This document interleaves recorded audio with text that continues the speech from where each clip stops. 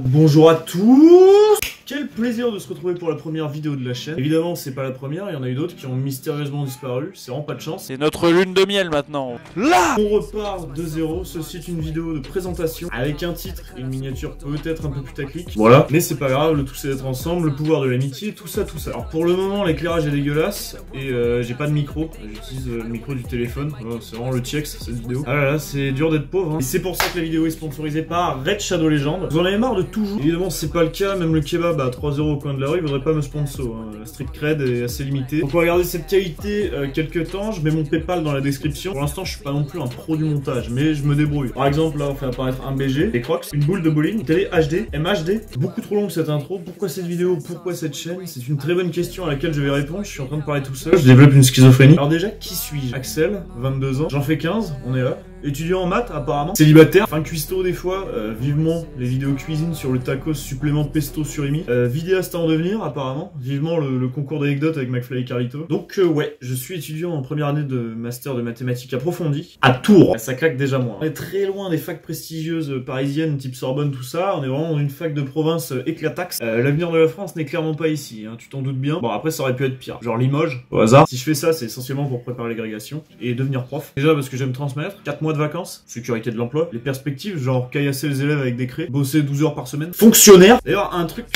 qui m'arrive systématiquement quand je dis que je fais des études de maths, c'est le fameux ah ouais, t'es en maths? Moi j'étais trop nul au lycée en maths. Alors, à part un rire nerveux qui dit clairement que j'en ai pas grand chose à foutre, la conversation avance pas beaucoup. Cette lumière est en train de me péter les yeux. Ah, toi, ça va? Putain, je suis trop con. Par exemple, tu fais des études d'SVT, je vais pas te dire, tu sais, mon caillou préféré c'est le granit. On couche ensemble? Ouais, non, fais pas semblant de t'intéresser à mes études quand même moi je m'y intéresse pas tant que ça. Alors, je vais pas parler de mon parcours scolaire dans cette vidéo parce que ça intéresse pas grand monde, mais si ça vous intéresse, je pourrais faire une vidéo de 12 secondes pour vous le résumer. Alors, je pense que clairement tout le monde s'en fout. Le PayPal est toujours dans la description. Donc, quel est le plan à court terme? Alors déjà, pas chier mes examens qui sont dans 3 semaines, ce serait bien de réussir le deuxième semestre aussi. Et passer le CAPES qui, je le rappelle, est dans un mois et donne des bonus à la grecque qui sont pas négligeables. Le but de cette chaîne sera de vous proposer un carnet de voyage de ce fabuleux master, donc voir le quotidien d'un branleur en M1, de vous divertir, tout ça, de recevoir des dons PayPal. Alors, arrêtez avec ça, j'ai même pas de PayPal d'ailleurs, c'est assez fâcheux comme situation. Maintenant, si vous voulez me faire des suggestions de vidéos, des feats improbables, y a pas de problème. Je suis relativement preneur, donc si jamais tu m'envoies un DM et que tu me dis oh Axel, go réagir à des TikTok en dégustant un gros tacos là, donc voilà, le moindre retour en commentaire est important, j'insiste, même toi là qui regarde cette vidéo, je m'adresse vraiment à personne. Cette vidéo est un peu brouillon, on est en train de perdre le fil. Attends, regarde, c'est bon, j'ai retrouvé le fil de la vidéo. Un petit pouce bleu. Du coup, le but de cette vidéo, c'est de vous donner des conseils pour réussir vos études de maths. En tant qu'arnaqueur et procrastinateur de naissance, j'ai développé quelques techniques qui vous permettent de vous en sortir sans trop forcer. Technique numéro 1, travailler. Enfin, des techniques du coup. Évidemment, ça c'est une technique qui marche bien, mais j'apprends rien à personne. Technique numéro 1, ne pas faire d'études de maths. Cette vidéo, elle a pas vraiment de sens. On sait pas où on va, faudrait recadrer le sujet là un peu. Alors, regarde, je vais prendre mon cadre. T'as compris, recadrer le sujet. Dieu me le rendra pas. Alors, ce cadre, il est pas dingue, hein, clairement. Mais vu que je loue un meublé, j'ai pas la possibilité encore de l'éclater au sol. Heureusement, j'ai pu mettre quelques posters dans mon appart, histoire de cacher un peu la misère, dont le magnifique poster de Fight Club que vous voyez dans le fond là-bas. Hop là, il est raccroché.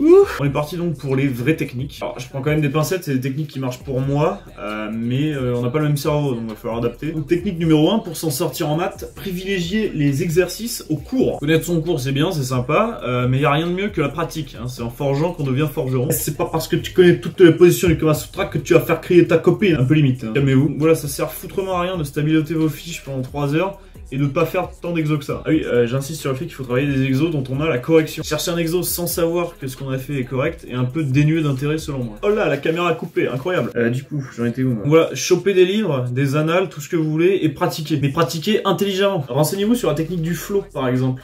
C'est une méthode de développement personnel qui a vraiment fait ses preuves. Pour ceux qui ont la flemme d'aller voir ce qu'est cette méthode, ça consiste juste en adapter la difficulté de manière optimale pour rentrer dans ce qu'on appelle le flow ou la zone. Et ça porte plutôt bien ses fruits, hein, vu que quand vous êtes dans la zone, vous bossez de façon 10 fois plus efficace, ce qui est assez intéressant. Grâce à la méthode du flow, je m'en sortais avec des 16,5 en ayant révisé la veille pour le lendemain. Enfin, je veux dire, c'est une méthode qui est vraiment puissante. Alors, ne surtout pas bosser la veille pour le lendemain, évidemment. Moi, je le fais parce que je sais pas m'organiser. Mais c'est le paroxysme de la procrastination. Il faut surtout pas faire ça. Mais quoi qu'il en soit, c'est toujours possible de sauver les meubles, même 2 heures avant un examen, croyez-moi. Deuxième méthode, développer son intuition. Vous êtes face à un examen, vous avez pas de temps à perdre, on est d'accord. Si vous attaquez une question et que vous tâtonnez pendant une demi-heure, c'est que votre intuition, elle est éclataxe. Développer son intuition mathématique, c'est assez complexe. Le meilleur moyen d'en acquérir, c'est de travailler sur des exercices exotiques. Qu'est-ce que j'appelle des exercices exotiques? C'est des exercices où il faut avoir des idées. C'est tout le contraire des exercices type où vous appliquez un raisonnement bêtement.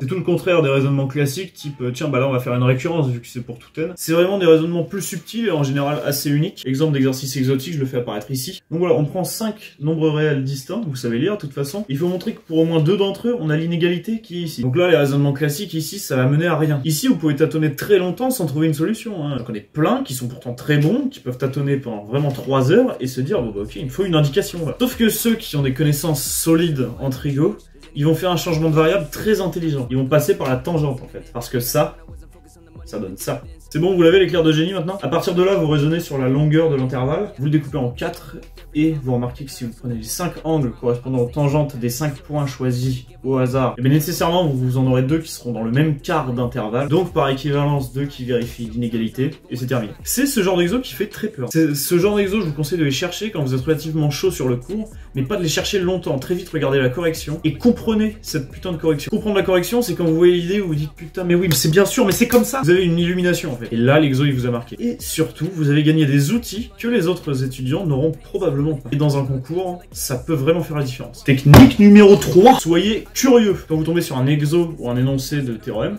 essayez d'aller plus loin. Essayez de vous poser des questions, de regarder dans des livres. Si par exemple vous voyez un théorème qui vous paraît restreint, posez-vous de la question de est-ce qu'il est généralisable? Est-ce qu'on peut retirer une des hypothèses? Si vous voyez un énoncé d'exercice, est-ce qu'on peut se poser d'autres questions? Supposons que vous voulez faire de la topologie. Vous voulez montrer que ON de R est compact. Exercice assez classique. Maintenant soyez curieux et demandez-vous si cet ensemble est connexe, s'il est convexe, si ON de Q est dense dans ON de R, je sais pas, n'importe quoi. En étant curieux, vous faites marcher des tas de mécanismes, dont le mécanisme de l'anticipation, et l'anticipation ça vous fait gagner des tas de précieuses minutes en examen. Parce que oui, c'est des réflexes qui vont vous permettre de faire plus facilement des liens entre les questions en fait. Technique numéro 4, soyez clair et concis. Anecdote très récente. Ceux qui veulent intégrer ENS Paris doivent passer par le supplice qu'on appelle Math D. Alors Math D, qu'est-ce que c'est? C'est une épreuve de 6 heures obligatoire de maths pour rentrer à École Normale de Paris. C'est une épreuve systématiquement très théorique et très difficile, au point que je pense que les épreuves d'agrég sont parfois plus simples que Math D, c'est dire. Donc l'an dernier en 2020, 1200 personnes passent l'épreuve. C'est des brutes en maths qui passent ce genre d'épreuve, c'est des mecs qui me détruisent. Pourtant, en général, 9 personnes sur 10 n'ont même pas la moyenne sur ce genre de truc, même après réajustement du barème. Pour vous faire une idée, la médiane est à 4,2 en général. L'an dernier, petit sujet accès analyse avec des permutations, pas piqué des hannetons vraiment le truc. 1200 personnes passent l'épreuve, c'est un fiasco complet. Si bien que le barème il est réadapté comme d'habitude, parce que sinon 2 personnes auraient la moyenne. Et quand on lit le rapport, on lit traiter 2 des 5 parties parfaitement suffisait à avoir 20 après réajustement du barème. Une des 2 seules copies qui a eu 20 sur 20 a rendu seulement 6 pages. Ce que je veux dire par là, c'est que le remplissage inutile, ça ne sert à rien. Noyer le correcteur dans des explications vaseuses, ça n'a jamais donné de points. Mettez-vous à la place du correcteur, il corrige plein de copies, il en a plein de cul. S'il a 3 copies doubles avec des ratures de merde, ça va jamais passer. Donc soyez clair dans vos explications, soyez concis, que j'en ai marre des gens qui ont 15 pages et qui ont 5 à leur examen. En fait, quand vous faites du remplissage, vous perdez en crédibilité. Il y a un duel de regard entre la copie et le correcteur. Si vous commencez à l'entuber, il va être de plus en plus méfiant.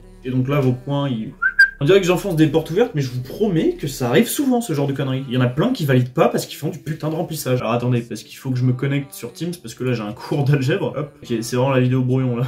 Hop là, on a rejoint le cours d'algèbre. Technique numéro 5. Quand vous vous retrouvez devant un sujet d'examen ou de concours, commencez par le lire en intégralité. Il faut que vous vous en imprégniez. Les 3 minutes que vous perdez au départ à lire l'énoncé en diagonale et mettre des petites annotations peuvent vous faire gagner 15 minutes facilement. Vous lisez rapidement, vous annotez les questions sur lesquelles vous avez une petite idée. Par exemple, on vous demande, tiens, montrez que ce polynôme est tiré du cube sur Q. Vous mettez Eisenstein, tentez translation. Vous écrivez à l'arrache, y a pas de problème. Vous avez peut-être pas forcément pensé à utiliser tel ou tel théorème, alors que vous y aurez pensé dans un premier temps. Dernière technique de survie, mais c'est plutôt au sens social. Vous le savez tous, les maths sont un putain de cimetière social. Vous pouvez penser que c'est un cliché, mais à partir de la L3, c'est très dur de trouver des êtres humains normaux. Quand je parle d'êtres humains normaux, c'est des gens qui se descendent des bières, qui font des soirées, qui sortent, qui font des trucs, tu vois. Donc voilà, ne négligez pas le rapprochement avec les autres filières, type chimie, biologie, tout ça, parce que les gens sont très sympas là-bas. Je trouve qu'il y a une meilleure mentalité en chimie, biologie, tout ça qu'en maths. En maths, c'est plus fermé, plus froid, plus introverti. Et c'est dommage, mais bon, ça va un petit peu avec la matière. Les maths sont assez froides. Attention, on peut se faire de très bons potes en maths, hein. Big up à William, big up à Maxime. Mais c'est vrai que les gens qui me suivent le plus dans les dingueries, c'est les gens en bio ou en médecine. Voilà, c'est tout pour ces petites techniques miracles qui serviront à personne. J'espère avoir aidé des gens en enfonçant des portes ouvertes. Voilà, j'essaierai de vous faire un petit suivi régulier de tout ça. Donc à dans 6 mois. Alors plus sérieusement, je vais essayer de pas procrastiner ça et d'essayer de vous faire un suivi de tout ça. Au moins de comment je vis les révisions, de comment je vis le CAPES, parce que ça pourra servir à des gens dans le futur. Peut-être toi là qui va tomber sur cette vidéo dans 5 ans et qui va se dire what the fuck, c'est la technique qui me manquait. Évidemment on a le droit de rêver. Alors, dans tous les cas je pense que c'est intéressant pour moi et pour vous de me suivre dans cette aventure. Le carnet de voyage commence maintenant. Voilà, cliquez sur la cloche, déjà le petit jargon de youtubeur. Si je fais une vidéo dans la semaine, tu peux jouer au loto. Évidemment la procrastination c'est pas que pour les cours. Dieu nous le rendra pas non plus celui-là. Mais on va essayer de tenir un petit rythme régulier, discipline avant tout, vous savez. Je vous aime fort, prenez soin de vous, portez-vous bien et à bientôt pour une prochaine vidéo. Coupe la caméra.